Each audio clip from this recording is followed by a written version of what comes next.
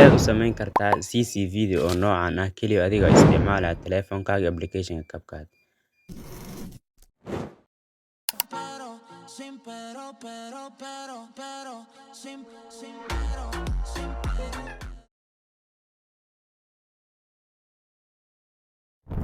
Aniga ayaa ku tusi doona, balse intaan u gudgelin muuqaalka, waxaa kaa codsan lahaa inaad nagu soo biirto. Haddii aad hore noola joogto, inaad muuqaalka la garayso. Haddii aad u baahan tahay fiidiyowyada iyo background muusigada, waxaan soo dhigay Telegram channel-kayga. Linkigiisa description-ka ayuu yaalaa, halkaas kala soo deg. Marka hore, soo furo CapCut, kadib waxaad soo qaadanaysaa muuqaalka. Muuqaalka markaad soo qaadato, waxaad ku dhufanaysaa halkan. Waxaad soo qaadanaysaa codka. waayo codka la'aantiisa wax ma edit garayn karno. Codka markaad soo qaadato, saa u jeedid muuqaalka hal muuqaal maaha, waa muuqaalo badan oo aan isku soo dardaray. Marka waxaad samaynaysaa muuqaal walba gooni u jar. Waxaad u jaraysaa qaabkan aan u jarayo.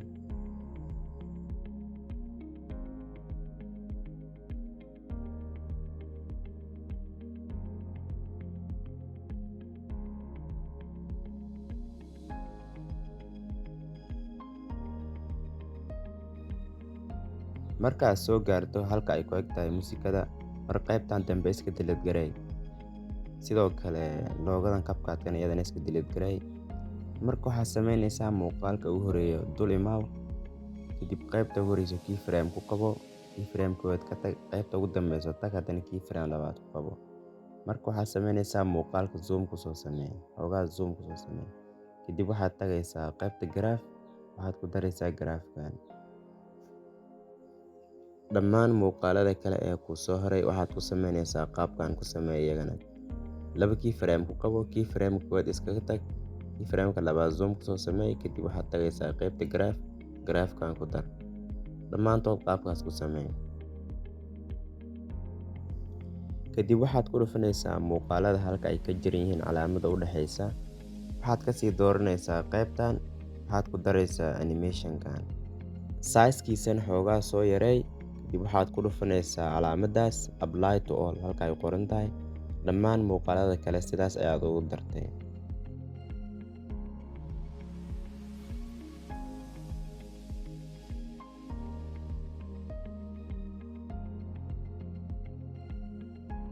Kadib markaad halkan joogto, waxaad ku dhufanaysaa qaybta effect. Kadib waxaad ku soo darsanaysaa shake effect-gan. Effect-ga markaad ku soo darsato, size-kiisa waxaad leekaysiinaysaa muuqaalka. Kadib qaybta ugu horeyso waxaad qabanaysaa keyframe. Keyframe-ka koowaad iskaga fogo, keyframe labaad ku qabo.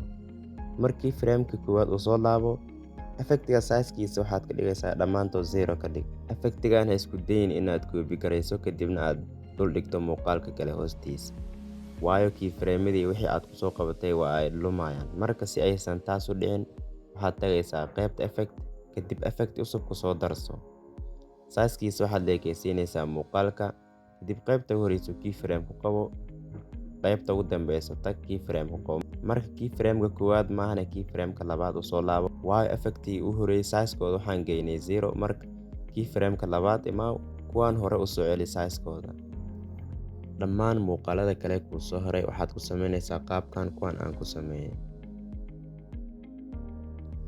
Kadib waxaad u imaanaysaa muuqaalka ugu horeeyo, kadib ku dul dhufo, waxaad tagaysaa qaybta animation, qaybta searching-ka tag. Marka waxaad qoraysaa magacaan. Kadib marka ay ku soo baxaan animation-nadan, waxaad ku daraysaa marka animation-kan. Ku dul dhufo, kadib size-kiisa waxaad geynaysaa 0.7s. Kadib dhammaan muuqaaladoo idil ku wada dar animation-kan.